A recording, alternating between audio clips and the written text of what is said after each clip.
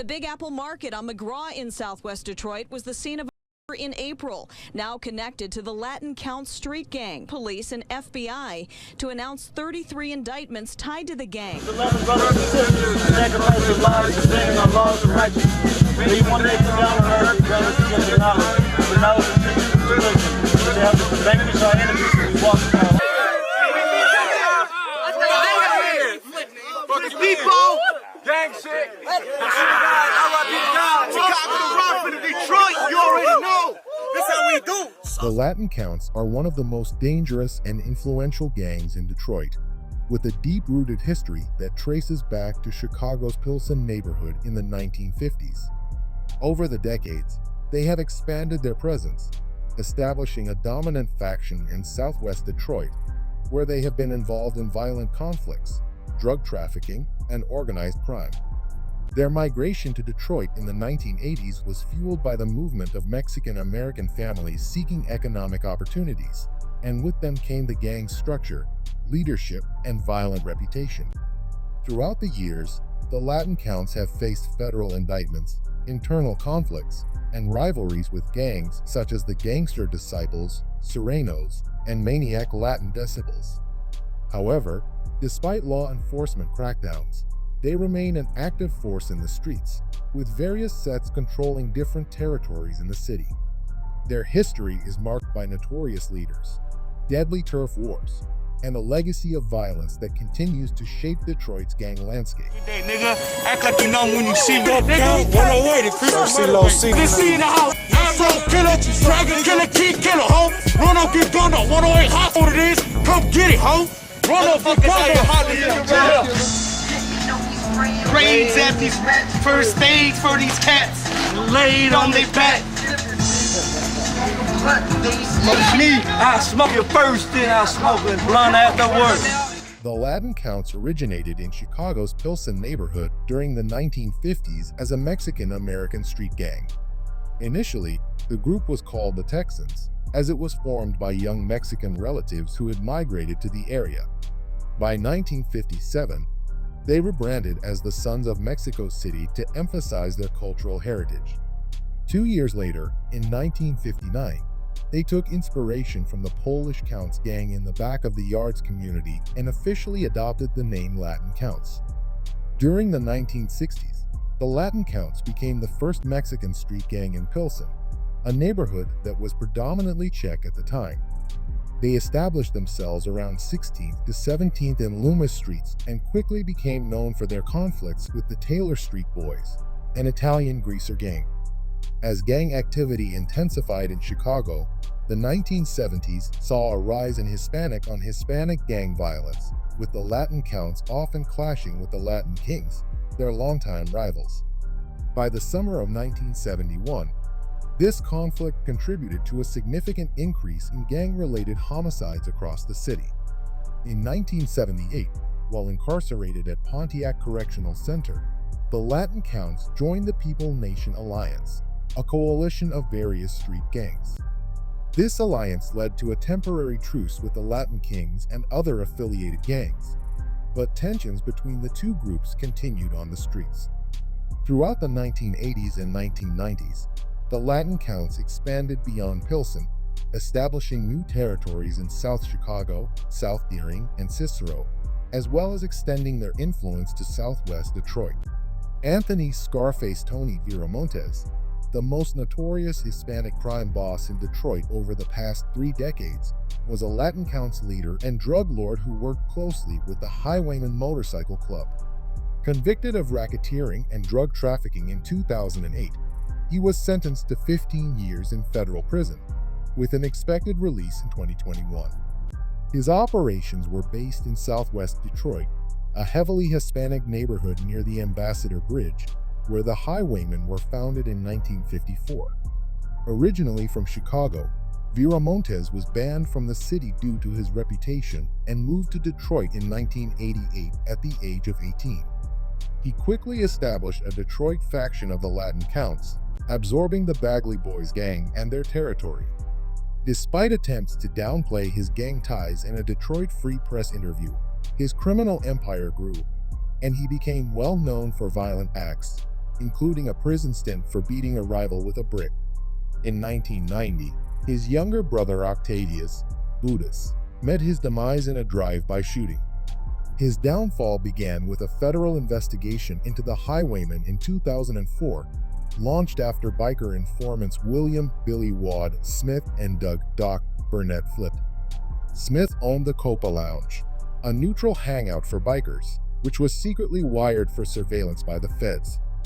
Burnett, who was weeks away from becoming a full highwayman member, agreed to cooperate, implicating Viramontes and the Latin Counts. By 2006, Viramontes discovered Burnett was an informant, though he was unaware that his own co-defendant, Jocko McDonald, was also working with the feds. In August 2006, wiretaps caught Viramontes, McDonald, and former Highwayman National President Joseph Little Joe Whiting discussing plans to kill Burnett before he could testify. Whiting ordered Burnett's, but advised that if the Latin Counts executed him, they should ensure he wasn't wearing his highwayman colors to avoid sparking internal conflict. Despite their efforts, Burnett survived and testified against both Viramontes and the highwaymen, securing their convictions. Jocko McDonald entered the Witness Protection Program, while Little Joe Whiting is serving a 30-year sentence. Today, Burnett also remains in witness protection, marking the complete collapse of Viramontes' drug empire. Now, nearly 36 violent criminals are off the streets. The U.S. Attorney says that they have ties to the Latin Counts gang in Southwest Detroit.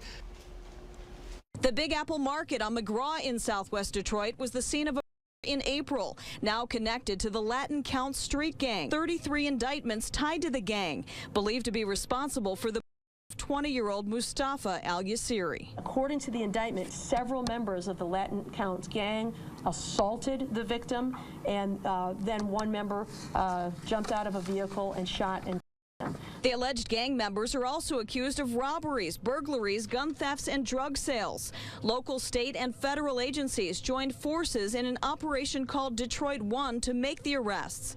No mugshots were provided, but 23-year-old Victor Vasquez of Detroit was charged with transporting the gun used in Al-Yassiri. And 4 other suspects from Dearborn, Ecorse, Lincoln Park, and Detroit are also connected to the and racketeering. According to this indictment, more than 24 other people are also charged with running an armed drug trafficking operation, distributing heroin and cocaine. It's alleged one of the suspects hid the drugs and money at a house in Taylor.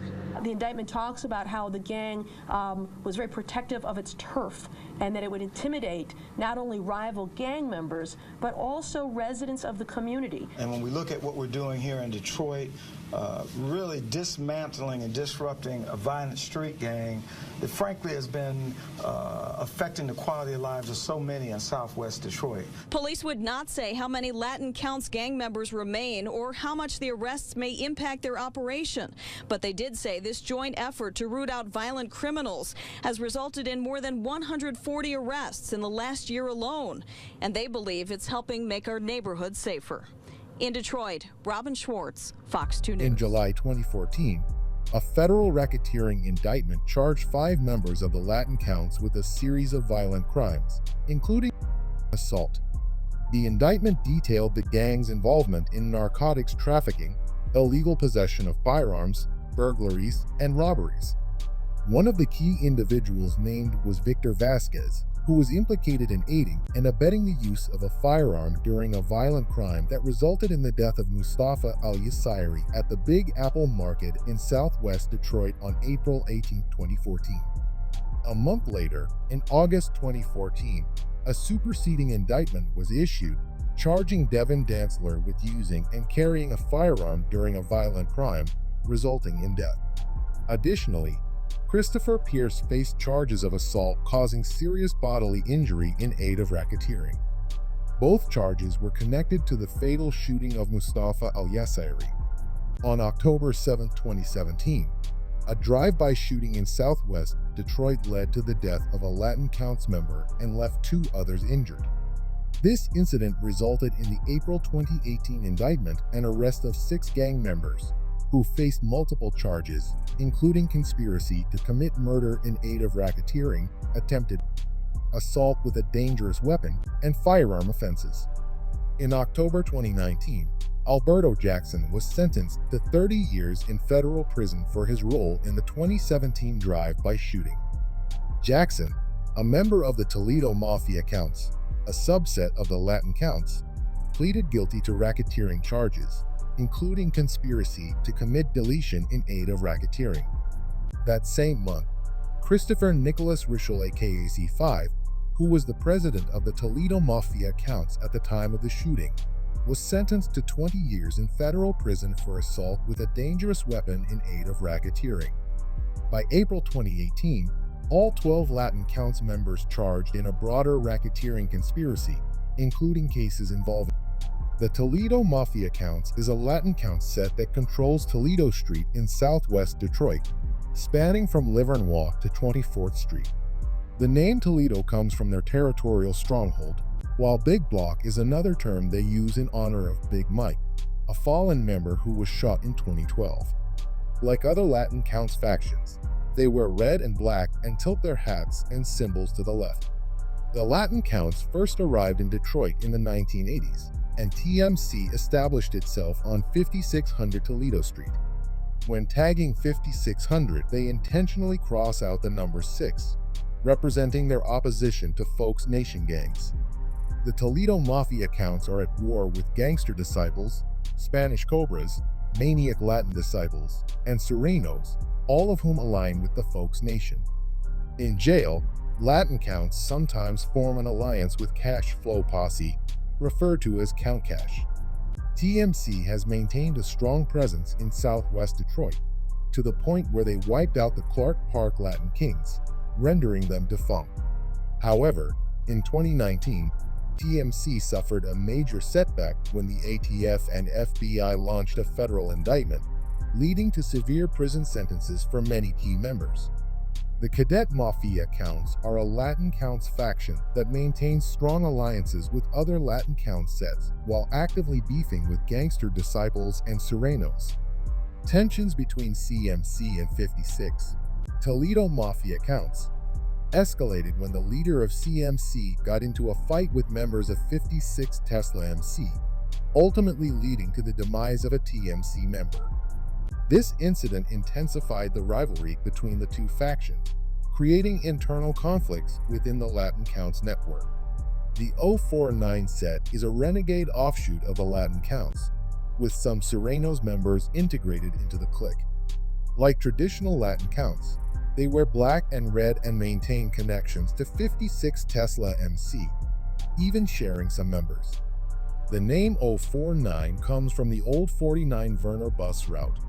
The group gained attention in the local rap scene, but tragedy struck when one of their notable rappers, Jubsoavi, met his demise at a talent show.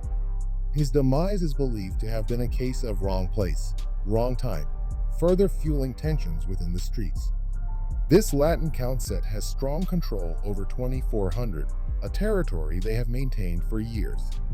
In the past, they successfully pushed out rival gangs, including Satan's Gangster Disciples, Cash Flow Posse, and Sureños. Their dominance in the area remains a key part of their influence in southwest Detroit. The Latin Counts' impact on Detroit's gang culture cannot be overlooked. From their expansion from Chicago to their domination in southwest Detroit, the gang has solidified itself as one of the city's most formidable criminal organizations. Over the years, law enforcement has attempted to dismantle the gang through federal indictments and targeted arrests, yet the Latin Counts continue to rebuild and adapt. While some factions have been weakened by internal conflicts and police intervention, others remain active and deeply embedded in street politics, continuing their turf wars, alliances, and influence over local communities. As the fight against organized crime and gang violence continues, the Latin Counts' legacy in Detroit remains a testament to the challenges law enforcement faces in dismantling long-standing gang networks.